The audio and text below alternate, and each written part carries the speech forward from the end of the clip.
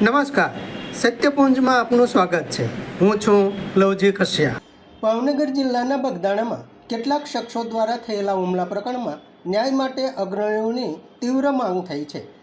બગદાણામાં નવનીતભાઈ બાલદિયા નામના કાર્યકર્તા ઉપર કેટલીક વ્યક્તિઓ દ્વારા હુમલો થયાના દ્રશ્યો વહેતા થયા છે, જેમાં એક લોક સાહિત્યકારના ઉલ્લેખ સંબંધી બાબતમાં આ પ્રકરણ આગળ વધ્યું હોવાનું કહેવાય છે. આ હુમલાથી સમગ્ર પંથકમાં હલચલ થઈ છે અને હુમલાખોરોને પાઠ ભણાવવા માંગ થઈ છે. આ દરમિયાન પોલીસ તંત્ર દ્વારા કેટલાકની ધરપકડ પણ થઈ છે. આ બનાવમાં અગ્રણીઓ શ્રી હીરાભાઈ સોલંકી, શ્રી શિવાભાઈ ગોહિલ, શ્રી ગૌતમભાઈ ચૌહાણ સહિત રાજકીય અને સામાજિક અગ્રણીઓએ આ ઘટનાની નિંદા કરી સંબંધિત અધિકારીની બદલી કરવા તેમજ જવાબદારોને પાઠ ભણાવવા મુખ્યમંત્રી તેમજ ગૃહમંત્રી વગેરેને રજૂઆત થનાર છે. આ સાથે ન્યાય માટે તીવ્ર માંગ થઈ છે. આ માટે પૂરો સમાજને એક રહેવા હાકલ થઈ છે. મેં નવનીતને સાંભળ્યો છે, એના પાસે બધા પુરાવા છે. માત્ર ને માત્ર મારું આટલું જ કહેવાનું થાય છે. પોલીસ વિભાગને પણ આપના મારફતે હું કહેવા માંગુ છું કે સાચી દિશાએ તપાસ થાય અને જે કોઈ ગુનેગારો હોય એ ગુનેગારોને બચાવવાના પ્રયત્ન ન કરે, એ આપના માધ્યમથી કહેવા આવ્યો છું. જે કાંઈ બનાવ બન્યો છે એને સખ્ત શબ્દોમાં હું વખોડી કાઢું છું. ક્યારેક પણ કોઈ સમાજ, આખો સમાજ અસામાજિક નથી હોતો, વ્યક્તિઓ અસામાજિક હોય છે. અને આ સમાજ માટે હું કહેવા માંગીશ કે અમારા ડેપ્યુટી મુખ્યમંત્રી સાહેબ હોય, અમારા સીએમ સાહેબ હોય, સંપૂર્ણપણે આવા દાદાઓની દાદાગીરી ચલાવતા નથી. અને મને વિશ્વાસ છે કે આ સમાજને સંપૂર્ણપણે ન્યાય મળશે, નવનીતને ન્યાય મળશે.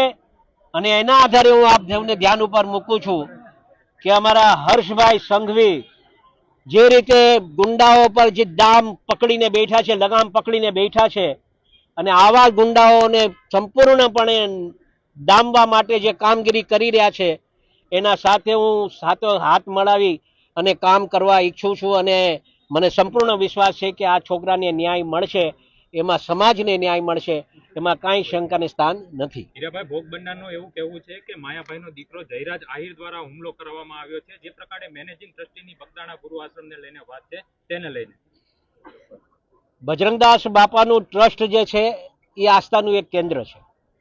મારું પણ આસ્થાનું કેન્દ્ર છે. ટ્રસ્ટીઓ બાબતની વાતમાં મને ખ્યાલ નથી કેટલી ટ્રસ્ટીઓની મતલબ ટ્રસ્ટીઓ બાબતની શું વિષય છે, પણ જે આ વિષય જે આને મારી અને જે વિડીયો બનાવ્યો, વિડીયો બનાવી શું સાબિત કરવા માંગે છે? એમ એક દહેશતનો માહોલ સાબિત કરવા માંગે છે. આ વિડીયો બનાવી કોના સાથે વાત ચાલુ હતી એની સંપૂર્ણપણે તપાસ થવી જોઈએ. જો આ સાચી દિશામાં તપાસ થાય તો હું માનું છું કે આ છોકરાની જે આશા લઈને બેઠો છે એને ન્યાય મળે એવું મારું તારણ કાઢવું છે. ભોગ બનનારને મળ્યા છો, આપને કોનું કહ્યું કે કોના દ્વારા હુમલો કરવામાં આવ્યો હતો? મને તો સંપૂર્ણપણે એવે જે વાત કરી છે, એવે તો જે લોકોના નામ આપ્યા છે, હવે વાસ્તવિકતા કેટલી સાચી છે કેટલી ખોટી છે એ તો તપાસનો વિષય છે, અને તપાસ થાય પછી જ તો ખ્યાલ આવશે કે શું સાચું છે અને શું નથી. તો પોલીસે ગઈકાલે બાઇટ આપ્યું ડીવાયએસપીએ, તેમને એવું કહ્યું કે તપાસ હજુ તપાસ ચાલુ છે. ફરીથી નિવેદન લેવાનું થશે તો અમે નિવેદન પર પાછું નવનીતનું અપાવીશું અને પાછીથી તપાસ કરવાની થવાની હશે તો એ પણ કરાવીશું. પોલીસ સામે કયા પ્રકારના પગલા લેવાની હવે માંગ ગૃહમંત્રીને કરવામાં આવશે? તાત્કાલિક એ સમાજના લોકોનું કહેવાનું એવું છે કે હમણાં તો પીઆઈ જે છે એ તાત્કાલિક જે સાચી દિશાએ કામ કરવું જોઈએ દિશાએ કામ કરતા નથી. ક્યાંક ક્યાંક એને એવું લાગે છે કે એ છાવરવાના પ્રયત્ન કરી રહ્યા છે. એના માટે જો આપણે એસપી સાહેબને હું ડીજી સાહેબને હું રજૂઆત કરીશ કે તાત્કાલિક આ થાય તો સમાજને ક્યાંક નાનો મોટો હમણાં ન્યાય મળે એવું લાગશે. બાકી સોમવારે અમે જવાના છીએ ત્યારે હર્ષભાઈ સાથે વાત કરીશું. અવારનવાર કોળી સમાજ ઉપર જે હુમલાની ઘટનાઓ બનતી હોય છે, આપ કઈ રીતના જોવો? અને આપના માધ્યમથી એ પણ હું કહેવા માંગુ છું મિત્રો કે ભવિષ્યમાં આવી કોળી સમાજ પર ક્યારે આવો અન્યાય ન થાય એના તકેદારી રાખવા માટે પણ આજે અમે આખો સમાજ અહીંયા ભેગો થયો છે. આવતા દિવસોમાં અમે રજૂઆત કરી અને હોમ મિનિસ્ટર સાહેબ હોય, સીએમ સાહેબ હોય, બધાને રજૂઆત કરી અને કોળી સમાજને ન્યાય મળે એ દિશાએ કામ કરશે. ભાઈ, મહુવા ડીવાયએસપી છે રીમાબા ઝાલા, તેમનું કહેવું છે કે અમને બાતમી આપતા હતા, તેવી બાતમીની કોઈ વાત એ ખોટી વાત છે, બધી ખોટી વાત છે. મેં અમને છોકરાઓ પાસે જાણ્યું, નવનીત પાસે જાણ્યું એ પોલીસ સ્ટેશન અલગ છે, આ પોલીસ સ્ટેશન અલગ છે. આના સાથે કાંઈ લેવા દેવા છે જ નહીં. આ કોના સગા સંબંધીઓ થાય છે, કોણ છે, હું છે, હું નહીં, એ તપાસનો વિષય છે. એ થાય પછી સાચી હકીકત બહાર આવે. ડીવાયએસપી શા માટે આ પ્રકારની કાલે પ્રેસ કોન્ફરન્સ યોજી હશે? એ તો હવે એનો તપાસનો વિષય છે. એને જે તપાસમાં એને ધ્યાન ઉપર જે આવ્યું એ ધ્યાન ઉપર મૂક્યું હશે. ચાલો, થેન્ક યુ. 29/12/2025 ના રોજ બગદાણા પોલીસ સ્ટેશનમાં બીએનએસ કલમ 112(2), 118(1), 115(2) તથા રાયોટિંગની કલમ સાથે એક ગુનો દાખલ કરવામાં આવેલ છે. આ સમગ્ર બનાવમાં જે ફરિયાદી છે નવનીતભાઈ ડાયાભાઈ બાલતિયા, કે જે બગદાણા ગામના સરપંચના સંબંધી થાય છે, તેઓ દ્વારા પોલીસને એક માહિતી આપવામાં આવે છે કે તેઓ રાતે જ્યારે એક વરના ગાડીનો પીછો કરતા હોય છે, એવામાં 8 અજાણ્યા શખ્સો દ્વારા ગાડીમાંથી ઉતરી તેઓ ઉપર હુમલો કરી તેમના હાથમાં ફ્રેક્ચર નિપજાવી તથા મૂંઢ ઈજાઓ કરી તેમને ઈજા પહોંચાડેલ છે. આ સમગ્ર બનાવની જાણ પોલીસને થતા પોલીસે તાત્કાલિક આ સમગ્ર બનાવની તપાસ હાથ ધરવામાં આવેલ છે પોલીસ દ્વારા. અને આ સમગ્ર બનાવની તપાસ દરમિયાન સીસીટીવી કેમેરા તેમજ હ્યુમન સોર્સના આધારે આ જે આરોપીઓ છે એની શોધખોળ હાથ ધરવામાં આવે છે. એવામાં ફરિયાદી જે નવનીતભાઈ છે તેઓ દ્વારા પોલીસને બનાવ સમયનો એક વિડીયો આપવામાં આવેલ છે. આ વિડીયોમાં એક નામ છે નાજાભાઈ ઢીંગુભાઈ કામળિયા, કે જેઓનું નામ વિડીયોમાં આવતું હોય છે, જેના આધારે આ નાજાભાઈ છે નાજુભાઈ, તેઓને પોલીસ દ્વારા તાત્કાલિક હસ્તગત કરવામાં આવેલ છે. અને આ નાજુભાઈની પૂછપરછ દરમિયાન પોલીસને જણાય આવે છે કે આ જે નાજુભાઈ છે એ દારૂના ધંધા સાથે સંકળાયેલ આરોપી છે અને અવારનવાર એલસીબી તેમજ લોકલ પોલીસ દ્વારા તેના પર કેસ કરવામાં આવેલ છે.